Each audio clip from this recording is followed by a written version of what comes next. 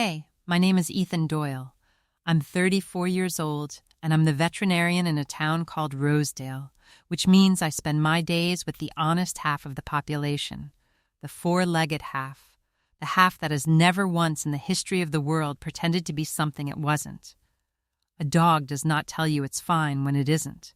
A cat does not perform affection it doesn't feel to get something out of you. A horse cannot lie about being afraid.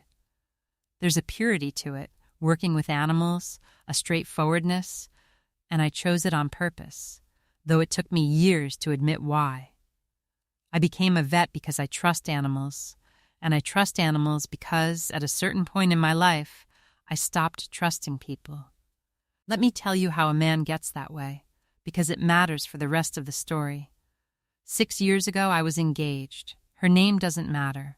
What matters is that she was charming and warm and told me I was the love of her life for 2 years, and I believed every word, because I was young enough to think that when a person says a thing, they mean it. And then a man with a nicer car and a bigger future came along, and she traded up, cleanly, with a little speech about how she'd grown and I was such a good person, and she was gone. And I stood in the wreckage of 2 years of somebody's performance, and I made myself a quiet promise. Never again. Not that I'd never date. My sister Kate wouldn't allow that. She's got the persistence of a tick. But I promised I'd never again mistake the performance for the person. I'd keep it light. I'd keep it disposable. I'd go on the dates Kate set up to keep the peace, and I'd be pleasant, and I'd never once let myself hope, because hope is just the setup for the trade-up, and I'd learned that lesson in a very expensive classroom. So that's the man I was, sitting in a little bistro in Rosedale on a Thursday evening, waiting for blind date number, I want to say 400. I had the exit speech loaded. I could tell you the whole arc of the evening before it started, because they were all the same evening. The careful outfit, the curated anecdotes, the performance of a person auditioning for a role, and me across the table nodding, running the clock, composing my polite goodbye. I'd stopped even being disappointed. You can't be disappointed by a thing you've stopped expecting anything from. Kate would send me a name and a photo and a little pitch. She's a teacher. She's funny. Just go. And I'd go, and I'd sit across from a perfectly nice person performing the perfectly nice version of themselves, and I'd perform mine right back. 2 people trading edited highlight reels, and I'd drive home having felt nothing and call it a successful evening, because feeling nothing meant nothing could be taken from me. I turned my own heart into a thing I kept in a drawer so no one could trade up on it again. I had it down to a science. I knew within 10 minutes whether I'd text again, and I never did. And Kate would despair, and I'd tell her I just hadn't met the right person, when the truth was I'd made very sure I never could, because meeting the right person meant hoping, and hoping meant standing in the wreckage again someday with a little speech about how they'd grown ringing in my ears. No thank you. Once was plenty. I ordered a drink and I watched the door and I thought, let's get this theater over with. And then the door opened and my entire 6-year philosophy walked in, wearing wrinkled scrubs and fell apart on contact with reality. She came in fast and flustered, a woman about 30 with dark hair escaping a tie that had clearly been redone in a car mirror, and she was wearing hospital scrubs, actual scrubs, faded blue ones with a badge still clipped to the pocket and what I'm fairly sure was a small stain of something medical on one sleeve, and she was scanning the restaurant with a particular anxiety of a person who is late and knows it, and when she spotted me, the only man sitting alone looking at the door, her face did a complicated thing, relief and mortification all at once, and she came over and dropped into the chair across from me and said, in a rush, "Okay, I'm so sorry. I'm so sorry I'm late, and I'm so sorry about." She gestured at herself, the scrubs, all of it, this. My shift was supposed to end at 4. It did not end at 4. And I had exactly 2 choices, which were to cancel on you or to come exactly as I am, straight off the floor, No makeup, no nothing, smelling faintly of a hospital, and I decided that canceling on a person twice is rude, and canceling on a stranger who agreed to meet me is worse. So, she took a breath. I came straight from a double shift for you. 16 hours. I didn't want to cancel. So this is me. I'm Maya. I apologize for the scrubs, and I would kill you for a glass of water. And I sat there, and I want you to understand what was happening inside me, because it was the strangest thing. For 6 years, I had built an entire fortress out of the assumption that everyone across the table was performing, curating, auditioning, presenting the polished version, and hiding the real one. And here was a woman who had walked into a first date in stained scrubs with her hair falling out and no armor of any kind, who had led with the most unflattering possible truth about her evening, who was too tired to perform and too honest to pretend otherwise, and every single defense I had was built to repel performance and had absolutely nothing to grip. She wasn't auditioning. She was just here, real and exhausted and apologizing for being a human being, and my fortress fell down so fast I nearly heard it. You worked 16 hours, I said, and you still came. I said I would, she said. Like that was the whole of it, like a person's word was just a thing you kept even when you were dead on your feet. A concept so foreign to the last 6 years of my dating life that I almost didn't recognize it.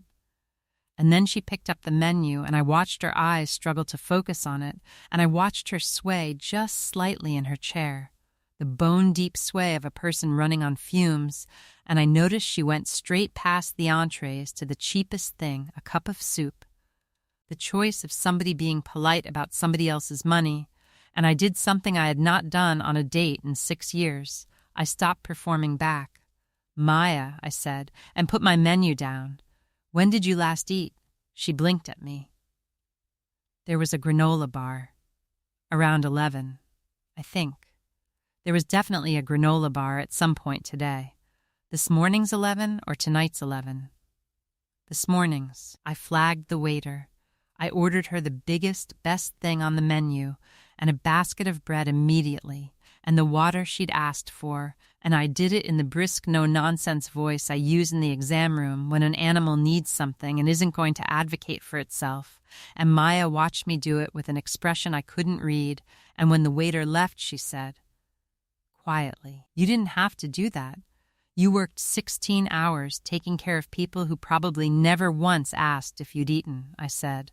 "Somebody should return the favor. Eat the bread."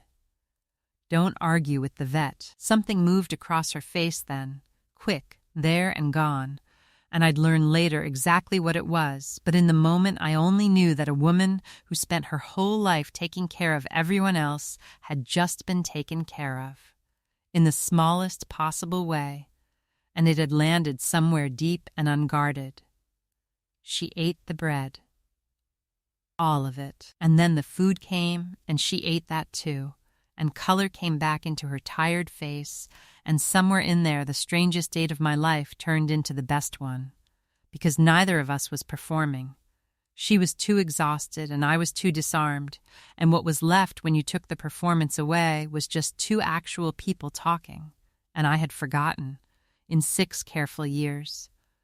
How good that could be. Maya Ellis was a nurse at Rosedale General Medical Surgical Floor, and she'd been one for 8 years, and she talked about it the way I talk about animals, with a love so total it embarrassed her.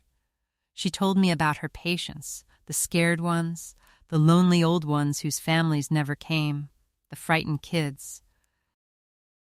She told me she'd given her dinner break that day to sit with a man who was dying and had no one, because a person shouldn't die alone if a nurse has a break to spare, and she said it like it was nothing, like it was obvious, and I looked at this woman in her stained scrubs who'd skipped her own dinner to make sure a stranger didn't die alone and then dragged herself to a blind date rather than break her word, and I thought, 6 years of watching people perform, and I have never once seen anything as beautiful as this tired woman being completely helplessly real.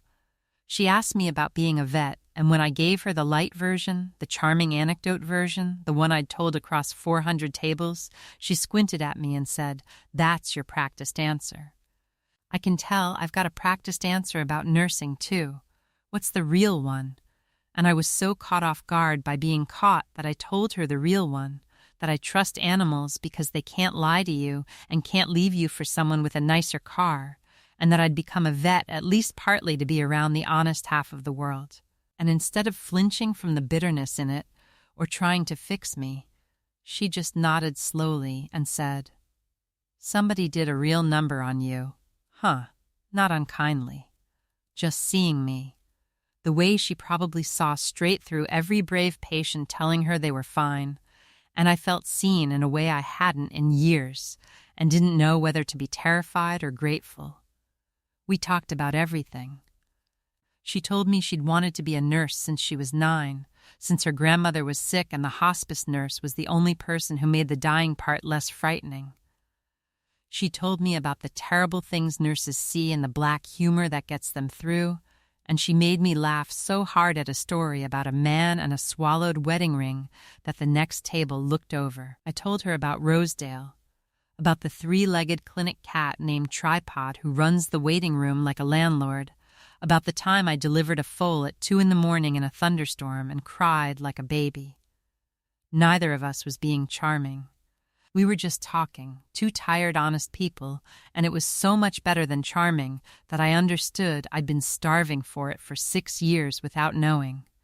When I walked her to her car in the cold, she stopped and said, "I have to be honest with you, because I'm too tired to be anything else. I almost didn't come, not because of you, because I never have anything left. I give it all at work. And there's nothing in the tank for me for wanting things. I stopped wanting things a long time ago. It's easier." She looked up at me. "But I'm glad I came. This is the first time in a long time somebody made sure I ate." And she drove off, and I stood in the cold parking lot of a bistro in Rosedale. A man who'd spent 6 years certain that love was a performance and everyone was shopping for an upgrade, and I understood I was in enormous trouble, because I'd just met the least performative person alive and I hadn't wanted the evening to end. That was the beginning. And for a while it was wonderful in a way that terrified me, because wonderful was exactly the setup I'd trained myself to distrust. We saw each other around her brutal schedule, which meant odd hours, breakfast dates after her night shifts, me bringing lunch to the hospital and eating it with her in the ugly break room, and I learned her work the way she talked about it. Learned the names of the patients she loved. Learned to read the exhaustion in her the way I read it in a sick animal. And I started doing a thing I didn't announce and she didn't ask for. I started taking care of her. I'd figured out her shift schedule, and on the mornings she got off a night shift, I started leaving a thermos of good coffee and a warm breakfast sandwich on the hood of her car in the hospital lot. So she'd have something real instead of the vending machine, and the first morning she found it, she called me crying, actual crying. And I panicked and asked what was wrong, and she said, "Nothing's wrong. That's the thing. Nothing's wrong. Ethan, nobody takes care of the nurse. Nobody. In 8 years, nobody has ever once made sure I ate without me asking." I didn't know how much and she couldn't finish, and I understood then the full shape of her, a woman who poured herself out completely for everyone and had quietly decided she wasn't allowed to want anything poured back, and I thought, I can do this. I can be the one who refills her. I want to be. So I leaned into it. I learned her order at the coffee place and had it ready. I learned that after a bad shift, a shift where she lost a patient, she went quiet and small and didn't want to talk, just wanted to sit next to someone, so I learned to just sit next to her and not need her to be okay. I brought Tripod, the clinic cat, over one evening, and Maya, who spends her life around human suffering, sat on my floor and let a 3-legged cat headbutt her chin and laughed like a kid, and I thought I could watch that for the rest of my life.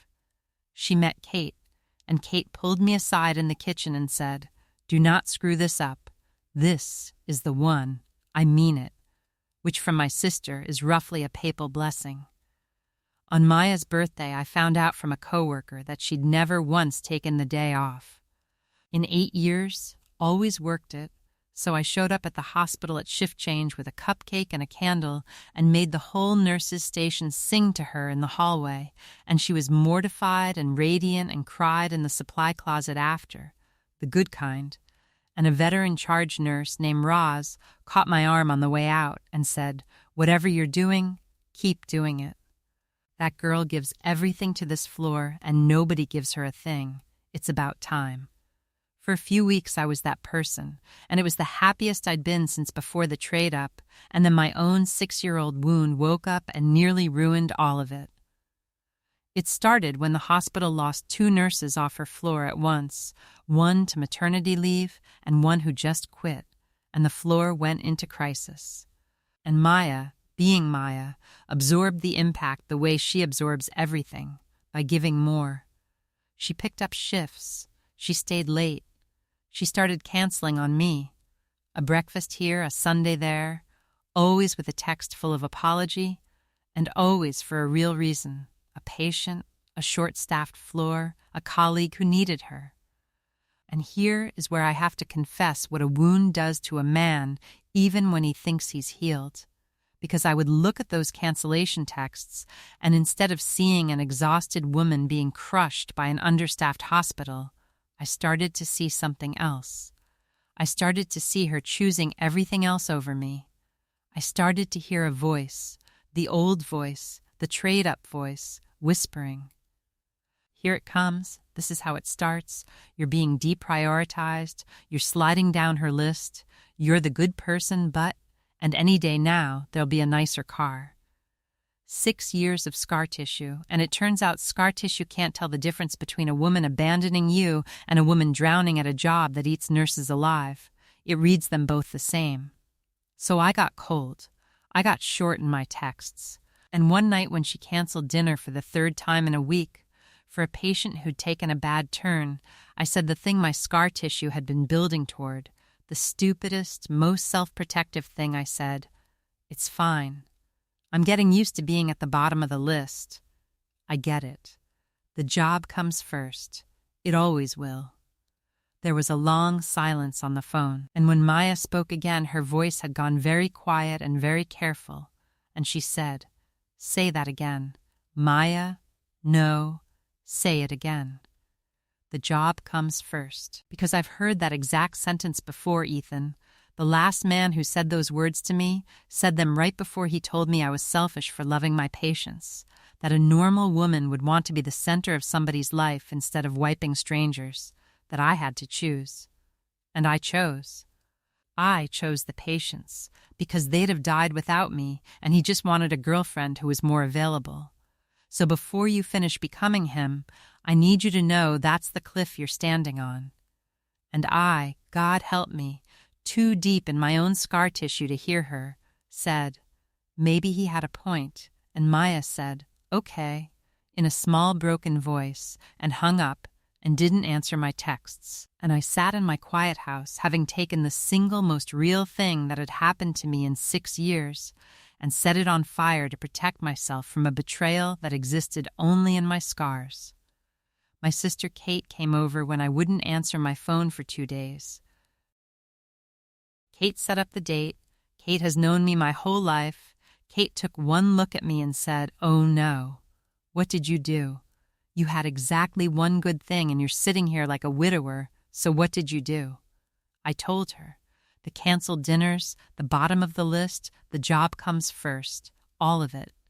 And my sister, who loves me and therefore does not coddle me, said, "Ethan, do you remember why your engagement ended? Because that woman wanted to be taken care of and never wanted to take care of anybody. She was a taker. She left because a better provider showed up to take from. And you have spent 6 years so terrified of being left by a taker that you finally found the exact opposite, a woman who gives so hard she forgets to eat. And you looked at her giving to sick and dying strangers, and you got jealous of it. You got jealous of dying patients, Ethan. Do you hear yourself? She's not choosing them over you. She's a person who runs herself into the ground for people who need her, and you got to decide whether to be one more person taking from her or the one single person in her whole life who pours something back. And for a few weeks, you were that person. You were magnificent at it, and then your scar tissue got scared, and you decided you'd rather be right about love being a trap than be happy. She is not your ex. The tragedy isn't that she'll leave you for someone better. The tragedy is that you'll leave her first, to beat her to it and prove yourself right, and spend the rest of your life alone and correct. Kate let that sit. Then, she said gentler, the way you love a woman who gives everything away isn't to compete with the people she gives to. It's to be the one who makes sure there's something left in her to give. You already knew that. You were doing it. The coffee on the car. Then you got scared and forgot. Go remember. She picked up her coat, and at the door she turned around and said one more thing. The thing that actually did it. You know what you told me after the engagement ended? You said the worst part wasn't losing her. It was finding out you'd spent 2 years loving a performance. That it wasn't real.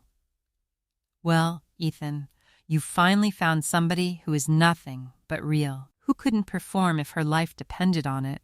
Who showed up to your first date in stained scrubs because she was too honest to fake it, and your response is to run? The thing you said you wanted for 6 years walked in the door and you're treating it like a threat. Real was never going to feel safe to you. That's the whole problem. You built a man who can only relax around fakes because fakes can't hurt you. She can hurt you. That's how you know she's the real thing. Go let her. And she left, and I sat there and felt 6 years of carefully maintained cynicism reveal itself for what it had always been. Not wisdom, just fear wearing wisdom's coat. Kate was right. I hadn't been protecting myself from a taker. I'd found a giver, the rarest thing there is, and I'd gotten so frightened of the old wound that I'd nearly recreated it with my own hands, become the exact man who'd told her that her calling made her selfish. And I was done. I was 34 years old, and I was finally, completely done letting a woman who traded up 6 years ago keep making my decisions for me. I found out Maya was working another double, a 16-hour, ending at 6 the next morning. And I knew exactly what to do, because she'd shown me how the very first night. You show up. You show up depleted or inconvenienced or scared, in your scrubs or in your fear, and you show up anyway, because showing up is the whole of love, and everything else is commentary. So I set an alarm for 4 a.m, and I got up in the cold dark, and I made a proper breakfast, and filled the good thermos, and I drove to Rosedale General, and I sat in the lobby with a bag of warm food and a blanket over my arm, and I waited for the nurse to come off her shift, the way she'd once dragged herself off a shift and come straight to me. She came out at 6:15, gray with exhaustion, and she stopped dead when she saw me standing there in the lobby, and her face went through about 4 things at once, and I crossed to her, before she could put her walls up, and I said the whole thing, no scar tissue left. You told me the first night that you came straight from a double shift for me. 16 hours, and you came anyway, because you keep your word and because showing up is who you are. And I've spent every day since being taken care of by a woman nobody takes care of, and then the second it got hard, the second my old fear woke up, I turned into the one thing I swore I'd never be, a man who makes you feel selfish for having a calling. Maya, I got jealous of your patience. I got jealous of dying strangers because my scars can't tell the difference between a woman leaving me and a woman being crushed by a job that needs her. But I can tell the difference now. My sister explained it to me at some volume. You're not going to leave me for someone better. You're a giver, and I spent 6 years so scared of takers that I nearly threw away the only giver I ever met. So here's what I came to say. At 6 a.m, in a hospital lobby, which is the least romantic place on earth and the only place that means anything to you. I don't want you to work less. I don't want you to love your patients less. I want to be the person who makes sure there's something left in you at the end of the shift. You take care of the whole world. Let me take care of the person who takes care of the whole world. You came straight from a double shift for me once, so I came straight here for you. Somebody has to refill the nurse. Let it be me. Every shift. For the rest of my life. If you'll have me." Maya stood there in the lobby, gray and swaying with exhaustion, and she started to cry, and she said, "You said the job comes first. You said maybe he had a point. I did. And I've never been more wrong about anything, and I drove here at 4 a.m. to be wrong about it in person. He didn't have a point. He was a taker who wanted you smaller. I want you exactly this size. I just want to be the one holding the thermos when you come out." And Maya Ellis, RN, who had not been taken care of by a single soul in 8 years of taking care of everyone, walked into my arms in a hospital lobby at 6 a.m. and let herself, finally, be held. And I felt her whole body let go of a weight she'd been carrying so long, she'd forgotten it wasn't part of her. "Nobody's ever waited for me to come off a shift," she said into my chest. "I know." I said, "That's over now. I'll be in the lobby. I'll always be in the lobby." We didn't fix everything overnight, because you don't undo 8 years of a woman believing she isn't allowed to want things, or 6 years of a man believing love is a trade-up waiting to happen, in one hospital lobby at dawn. But we learned. I learned her schedule better than my own, and there was always coffee on the car and a warm meal after the night shifts and a person in the lobby after the doubles, and slowly, slowly, Maya learned the impossible thing, which was how to be taken care of, how to want things, how to let herself be refilled instead of just poured out. She started taking her actual days off. She started once in a while choosing herself, and every time she did, I watched a little more of the guilt her ex had planted come loose. We built rituals around her impossible schedule. Post-night shift breakfasts became sacred. I'd have the pancakes going when she walked in gray and blinking at 8 a.m, and she'd eat and then sleep the day away in my quiet house while I worked.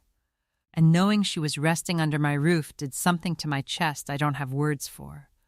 I put a spare key to the clinic in her hand so that on the nights it all got to be too much she could come sit in the quiet dark of the waiting room with tripod and just breathe, away from monitors and call bells, and she took me up on it more than she'll admit.